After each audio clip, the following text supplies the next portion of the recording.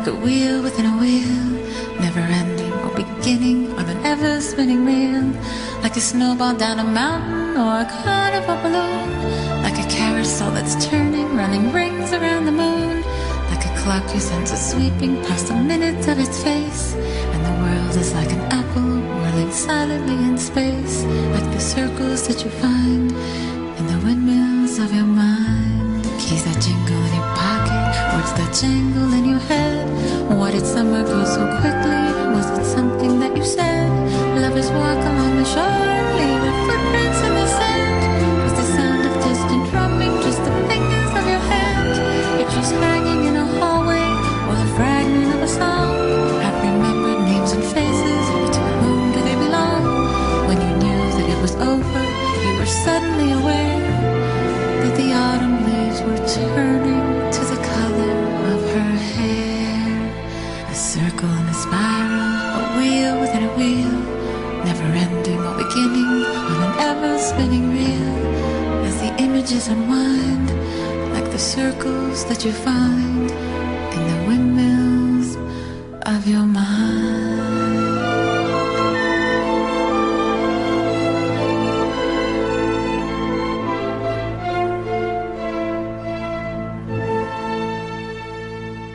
Welcome to the Michael Mendez Show, and first of all, thank you for all your wonderful emails that you sent to the station, wrmi.net, and for the congratulations for the show that we aired concerning the Latin Indies and the Latin music in USA and the rest of the world.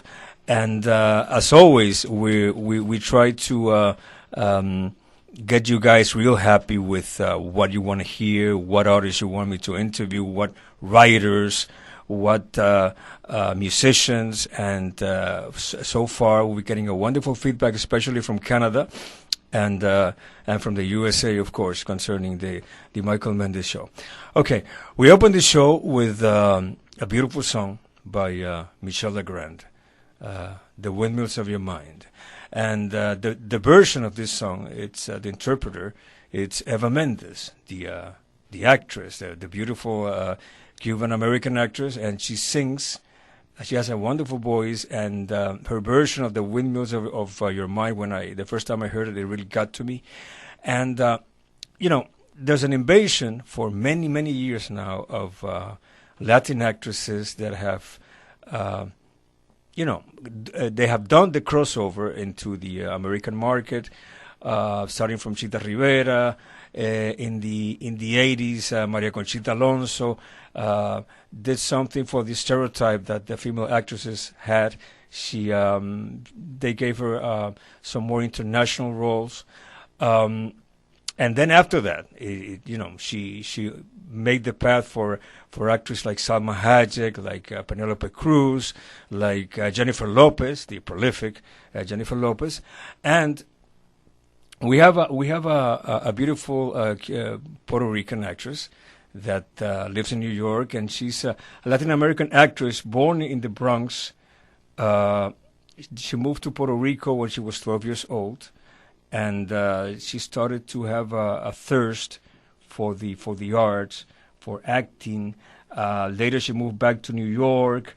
She was discovered by the Metropolitan Agency. She worked in Miami, our hometown, Barcelona, and Madrid, for 4 years in commercials and print work. And in New York, she enrolled in acting classes at New York Performance Works, at the Ensemble Studio Theater, where she acted. She wrote and staged Lola, a short story about her childhood dreams of becoming a performer. She has toured with theater company, the Drama Loft, around New York City.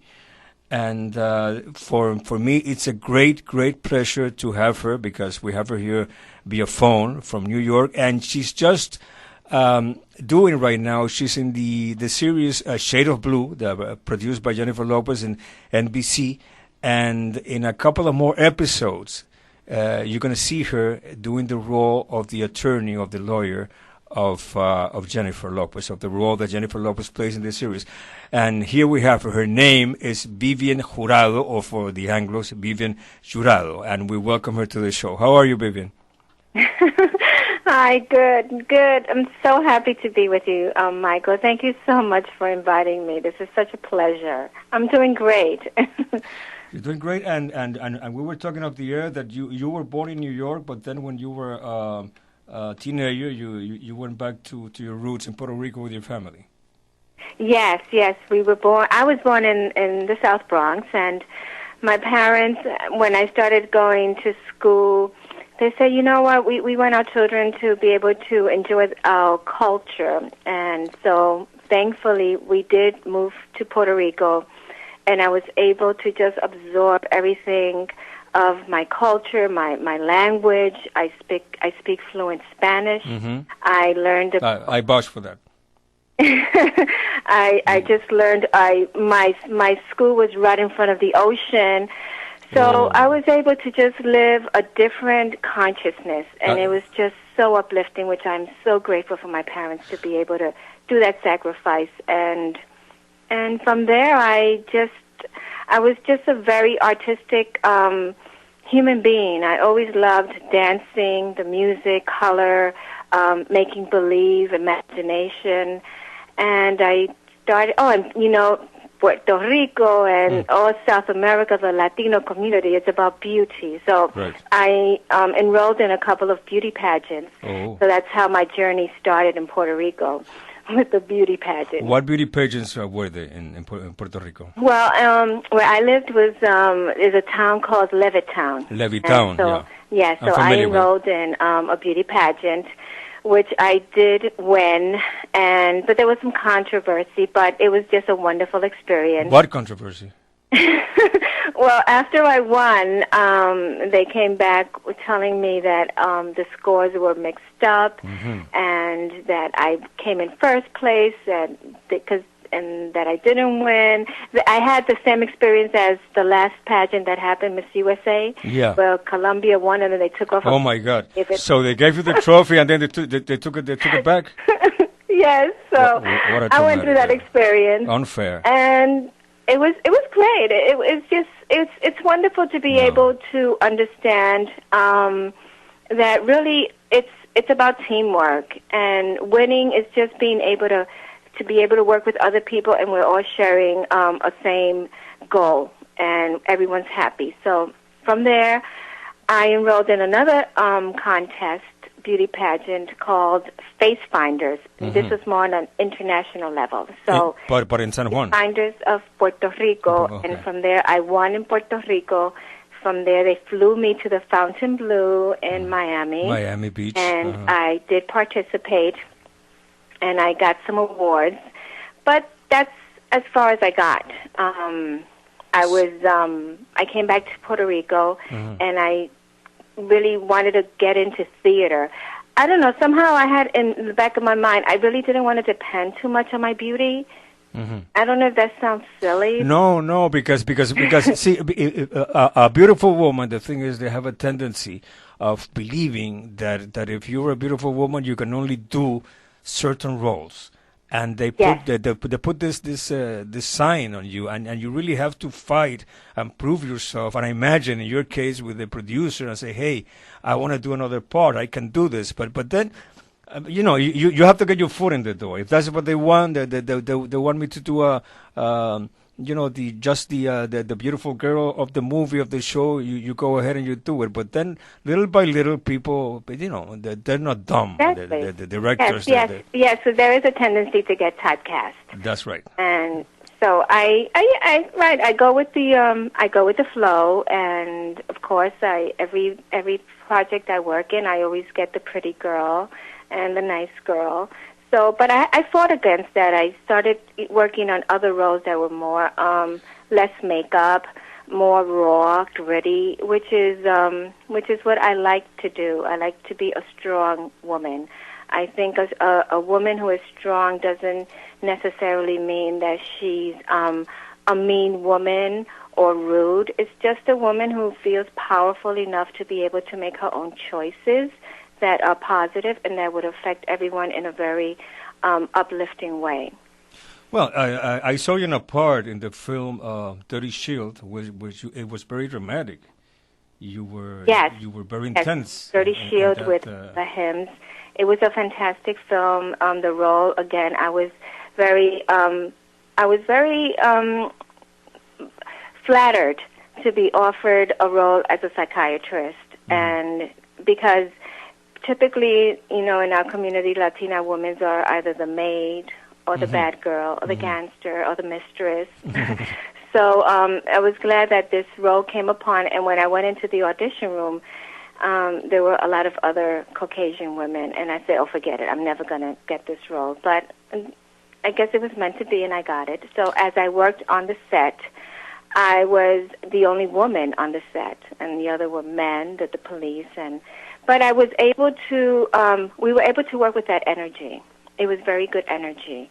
And I was able to portray this psychiatrist who was compassionate, but at the same time strong, who ended up being the crazy woman of the film, the killer. Wow. So it was a very diversified character.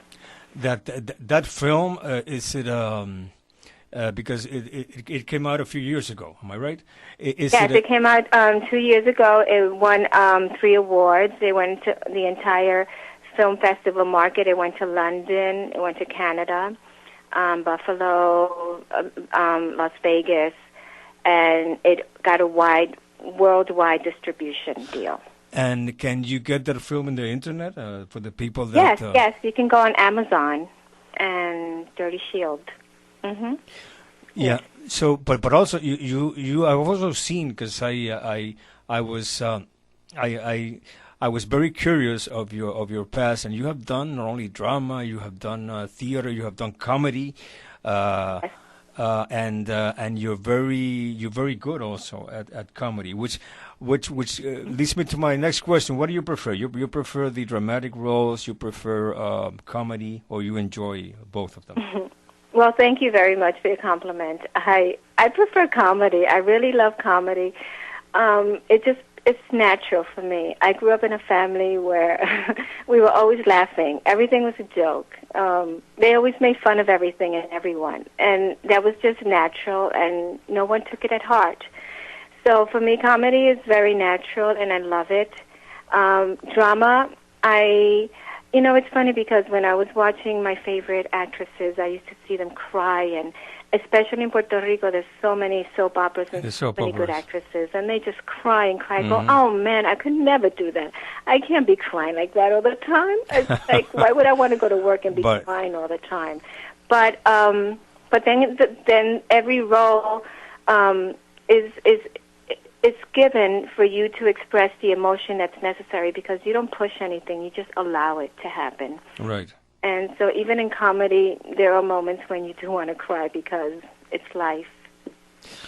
Right. There's a lot of actresses that in comedy that they also have done stand-up comic acts, comedy acts and all that. When you study drama, I remember the Stanislavski, the lessons that they say when you have to do something, a scene that you have to be sad. What the advice they give to the actors and the actresses is for them to start thinking of something in their life that was very sad, the loss of a parent, etc., and take that feeling and start crying, not necessarily the role you're playing, if you don't get to cry, but to think of something sad. I mean, that's the Stanislavski's method. I probably you studied another method. No, I did study Stanislavski's method. I think it's brilliant because it really connects you with the emotion, and it's something that you use and then you just release and you let it go. You don't live with it. My techniques. Unfortunately, I haven't been through many painful events in my life, so it's really difficult for me to dig into that emotion. But when I do dig in, oh boy, is it very deep, and it's very rewarding because the director appreciates it, the camera, it looks wonderful, and you just forget where you are. It's a different dimension. Right. For a few seconds, you're not you, you're somebody else. You get into the character, and there's a lot of actors and actresses that when they do a role, they say that they take it home with them.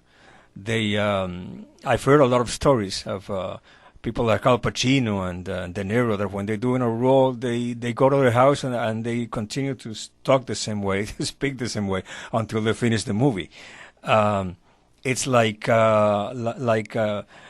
walking with a cane, you know. It makes them feel comfortable, but It is uncomfortable, but at the same time, it can be a lot of fun, and it's very educational because as a human being, you get to learn other people's characters, and sometimes that can be empowering because whatever that character is strong, you're weak, it helps you to grow as a human being.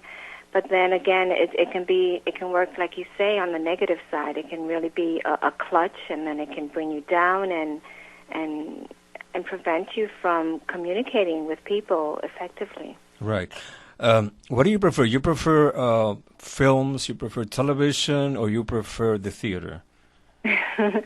I love film. I just love the whole connection of the big screen and just seeing that person on the screen and seeing the eyes, the way they express. I love the theater too because it's communicating with the audience, feeling the energy of the audience. And now that I worked on the television arena, I enjoy the television. It's like working with a family. It's same as movie and theater, but it's a different energy. It's quick, it's fast, and yeah. But I really love film. Film because film also you get to dive deeper into your character. You get to work with the role, the person who you are portraying. And you also wrote a play, Lola. Yes, I did. I wrote Lola. It was about my childhood experience of growing up, of my desire to be a performer. Ever since I was a little child, I remember from 4 years old, I used to play. I had this doll that was taller than me, and I used to dance with her. You used to dance with a doll? A toy. A doll, yeah. I used to just dance because in my family, every day, everybody was dancing all the time. There was always salsa in the house. It was merengue, mambo, Celia Cruz. So it was always a lot of music, and I imitate so easy. I'm always imitating everything. So you imitate accents, and because you do the Puerto Rican accent, you do the Spanish accent. Les española, sí, pero yes, I do the española accent. Español, hombre, tía, ¿qué pasa? It's a beautiful accent. When I lived in Spain, I loved it. It's melody. Because you went to Spain when you started after being a model, you did commercials in Spain. Am I right? Yes, I did commercials and I did some print work. And as I was working, I was meeting directors. And they say, you know, you have such a beautiful energy and face for TV and film. You should get into film. And I said, well, that's great. And then my contract was up in Spain, and I just didn't have the courage to stay there by myself and explore the film world in Spain. So you should. Maybe you would have done something with Pedro Almodóvar. That's my dream. I really want to work with him. So we'll see.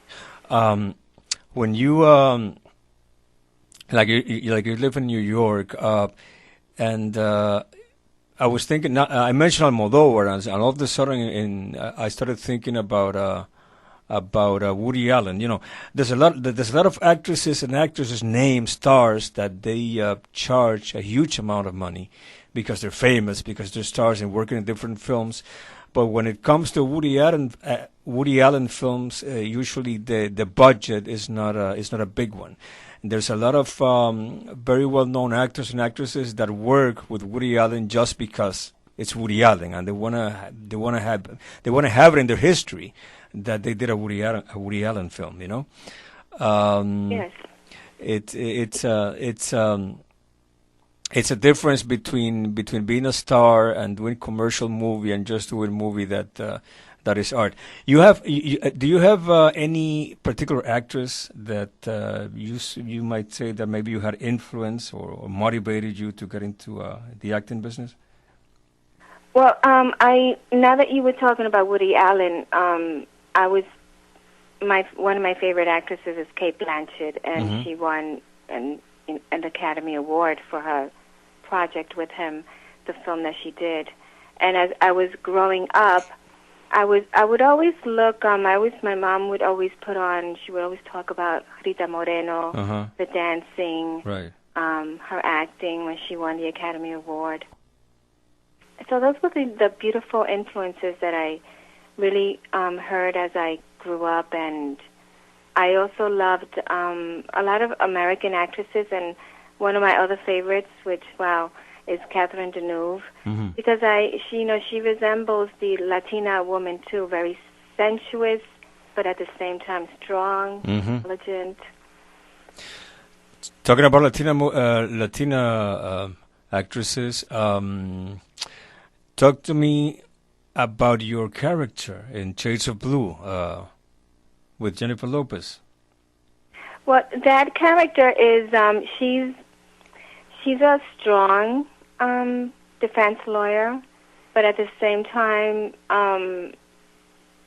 she is very she I can't tell too much, but the person that she's working with, she really has a high esteem, and she really wants to help this person. So it's a balance between being strong, because you are working in New York, you are working with these high-profile men who are involved with crime, and you do have to have a strong point of view. And if you see TV shows like Law and Order, and you really don't see a lot of female defense lawyers. It's usually the men who are. So I'm very grateful that I was able to portray this role.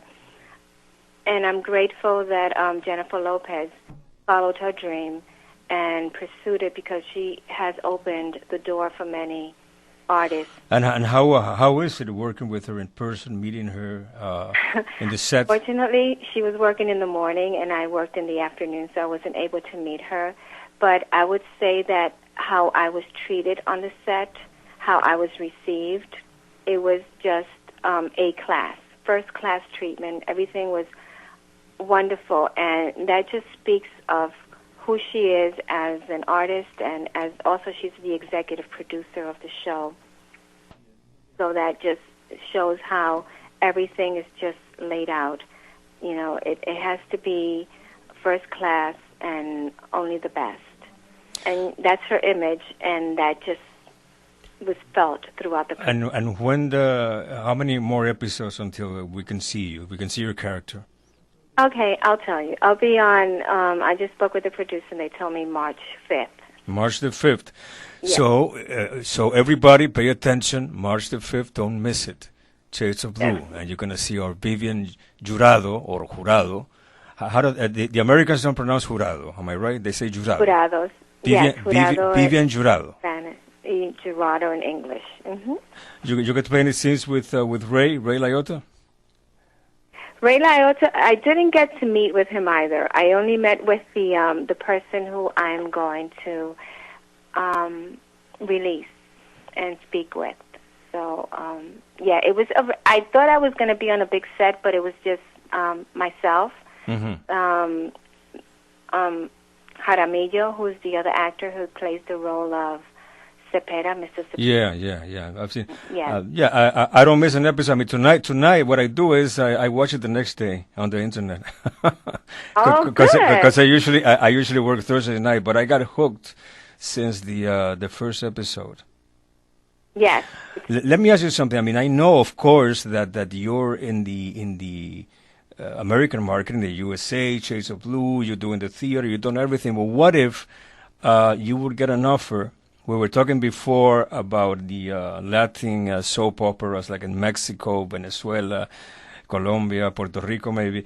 If they offer you a part in a Spanish telenovela, would you do it, or you want to concentrate only? Yes, of course. You would? I think there would be a wonderful experience to be able to work with different directors and actors and just learn the different techniques on every set.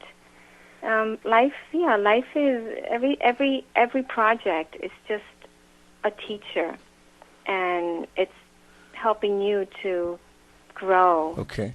And to give. So it's going to be March the 5th, right? March the 5th. March the 5th, everybody tune in to NBC to see Vivienne Jurado. And all of you Latin producers that listen to this show, if you want Miss Vivienne to act in your soap operas, just give me a call. Give me a call. 786-256-5474. And I'll contact her, okay? And Yes. we can do something. Oh, I said the week of March the 5th, but it's going to be March 3rd because that's the Thursday. Okay, March 3rd. Yes, March 3rd. Yes. March 3rd. Vivienne Jurado. What's the name of your character? It's a defense lawyer. What a defense lawyer. You play a defense lawyer. What's her name? Oh, they didn't give her a name. For now, they just put her as the defense. Okay, fantastic. Okay, so I would like to thank you, Vivienne, and I hope that this is not the last time that we chat on the air about your career. I would love to come back again. Yes. And when you come to Miami, the doors are open of my radio show. We can talk again. We can do something. We can talk about your career and who knows? Maybe Venevisión here in Miami would also like you to make you an offer for a soap opera. Yes, that would be fun. That would be great. I would love that. So time goes real fast. So we're gonna go with Mr. Ed Calle. We're gonna play his tune, Man Blue. But before that, the microphones are yours, so you can say hello to everybody here in Miami and the rest of the world. Vivienne. Oh well, hello everyone in Miami and across the world. I am so happy to be able to share this information with you. Please watch Shades of Blue. It's a fantastic project. And you can also follow me on Twitter, Facebook, Instagram, Vivienne Jurado. You can check out my website, viviennejurado.com.